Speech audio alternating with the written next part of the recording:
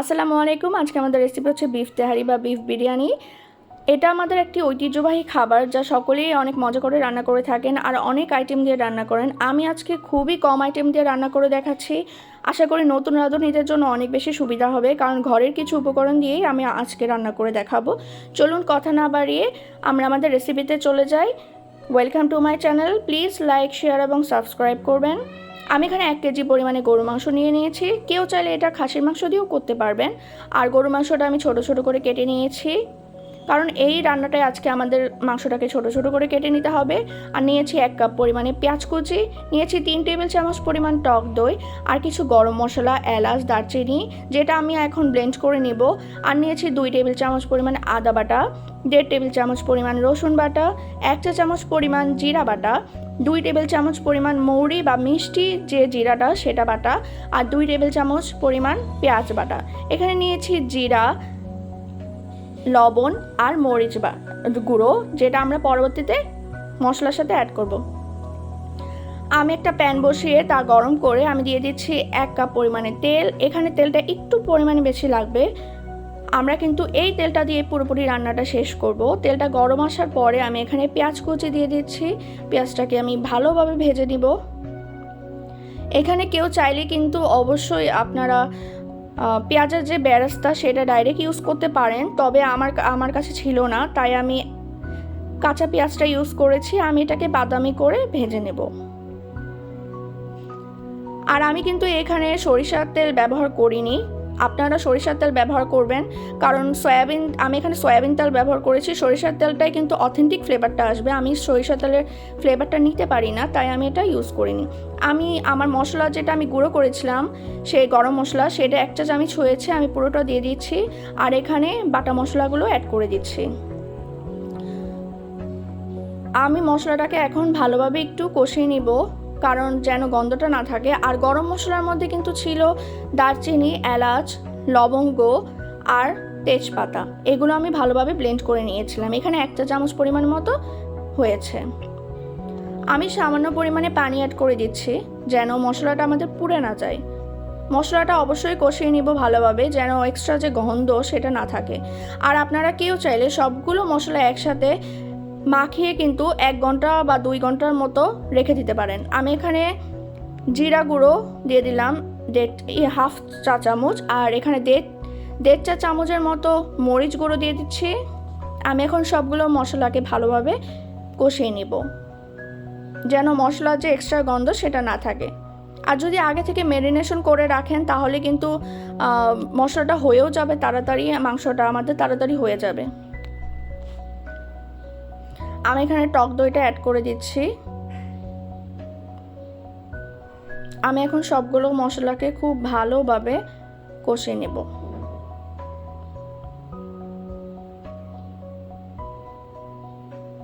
একটু সময় নিয়ে কষাতে হবে। দেখতেই পাচ্ছেন আমাদের কিন্তু অলরেডি বয়েল চলে এসেছে, আর মশলাটা আমাদের কষানো হয়ে গিয়েছে। আমি এখন এতে মাংসটা অ্যাড করে দেব।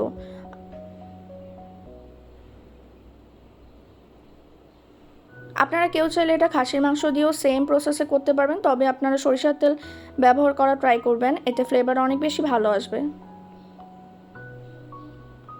আমি মাংসটাকে খুব ভালোভাবে কষিয়ে দেবো। আমি কিন্তু এখানে আর কোনো এক্সট্রা পানি ইউজ করছি না, কারণ মাংস থেকে আমাদের যথেষ্ট পরিমাণে পানি উঠবে। আমি এখন এতে লবণ অ্যাড করে দিচ্ছি স্বাদ মতো।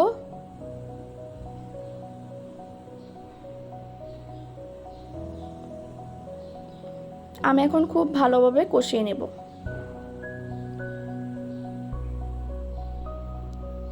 দিয়ে দিচ্ছি কাঁচামরিচ। এই পর্যায়ে কিন্তু কাঁচামরিচটা একটু বেশি লাগবে। আমি এখন অল্প একটু দিয়ে নিয়েছি, তারপর আমি অ্যাড করে দেব। আমি ঢাকা দিয়ে রাখছি, আস্তে আস্তে এটা থেকে পানি বের হওয়া শুরু করবে। দেখতেই পাচ্ছেন বেশ অনেকটা পানি বের হয়েছে। আমাদের এটা থেকে কিন্তু আরও বেশি পানি বের হবে, আর আশা করি এই পানি দিয়েই পুরোপুরি মাংসটা সিদ্ধ হয়ে যাবে। আপনারা পানি যদি না লাগে না অ্যাড করবেন, আর যদি খুব বেশি প্রয়োজন হয় তাহলে গরম পানি হাফ কাপের মতো অ্যাড করবেন, কারণ আমাদের কিন্তু এটা পুরোপুরি একদম পানি ছাড়াই রান্না করতে হবে। দেখতেই পাচ্ছেন অনেক বেশি পানি বের হয়েছে, এখন শুধু সিদ্ধ হবে। এই পর্যায়ে কিন্তু চুলার আঁচটা একদমই কমে আছে, একটু টাইম লাগবে, আমাদের 1-1.5 ঘন্টা লেগে যাবে এটা সিদ্ধ হওয়ার জন্য। আমি চলে আসলাম 1 ঘন্টা পরে। দেখতেই পাচ্ছেন আমাদের কিন্তু মাংসটা অলরেডি সিদ্ধ হয়ে গিয়েছে, আর আমার এখানে একটু পরিমাণে পানি লেগেছিল।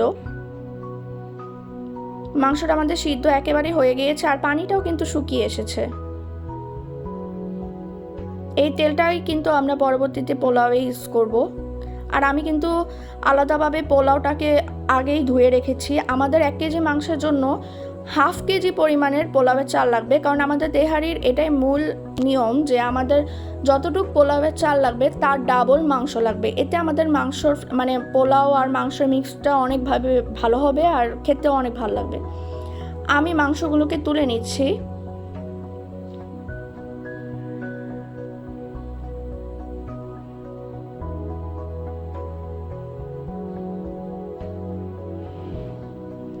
মাংসটাকে তুলে আমি এখন আলাদা একটি প্যান বসিয়ে নিয়েছি, আর এতে আমি ওই তেলটাই দিয়ে নিচ্ছি। এখানে কিন্তু আর কোনো তেল লাগবে না এক্সট্রা। আমি সরিষার তেলটার ফ্লেভারটা আমার সহ্য হয় না, তাই আমি এখানে ইউজ করিনি। তবে অথেন্টিক ফ্লেভার আনতে গেলে আমাদের অবশ্যই সরিষার তেলটা ইউজ করতে হবে।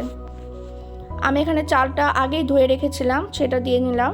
আমি চালটাকে খুব ভালোভাবে এটার সাথে তেলটার সাথে মশলার সাথে এখন ভেজে নেব। অবশ্যই একটু টাইম নিয়ে ভাজবেন, এতে কি হবে আমাদের পোলাওয়ের চালটা ঝরঝরা হবে।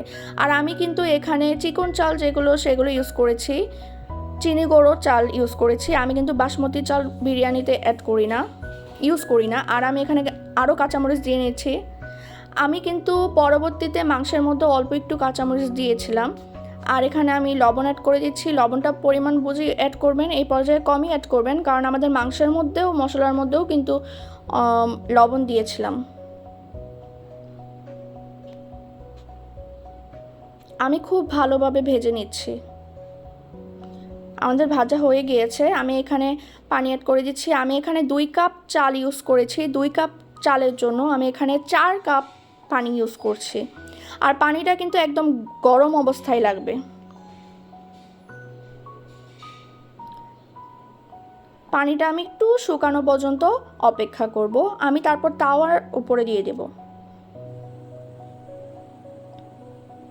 তাওয়ার উপরে যদি পোলাওটা দেই তাহলে পোলাওটা অনেক সুন্দরভাবে হবে আর খুবই ঝরঝরাভাবে হয়ে যাবে।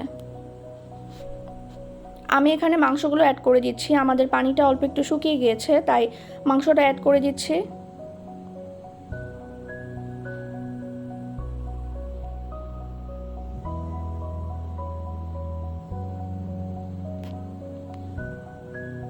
দিয়ে দিব এখন ঘি। আমি এখানে 2 চা চামচের মতো ঘি অ্যাড করেছি। আমি একটু নাড়াচাড়া দিয়ে এখন ঢেকে দিলাম। আমি এখন তাওয়ার উপরে বসিয়ে নেব। আর তাওয়ার উপরে বসানোর ফলে আমাদের খুবই সুন্দরভাবে পোলাওটা একদম ঝরঝরাভাবে হয়ে যাবে, ভাপেই হয়ে যাবে। আমি এখন খুব সুন্দর করে পোলাওটা সিদ্ধ করে নেব। আমি কিন্তু মাংসটা একদম ফুল সিদ্ধ করে নিয়েছিলাম, যেন পোলাওটা হতে তো আমাদের টাইম লাগে না, যেন তাড়াতাড়ি হয়ে যায়। দেখতেই পাচ্ছেন আমাদের কিন্তু অলরেডি হয়ে গিয়েছে। আমি হালকা ভাপে রেখে নামিয়ে নেব।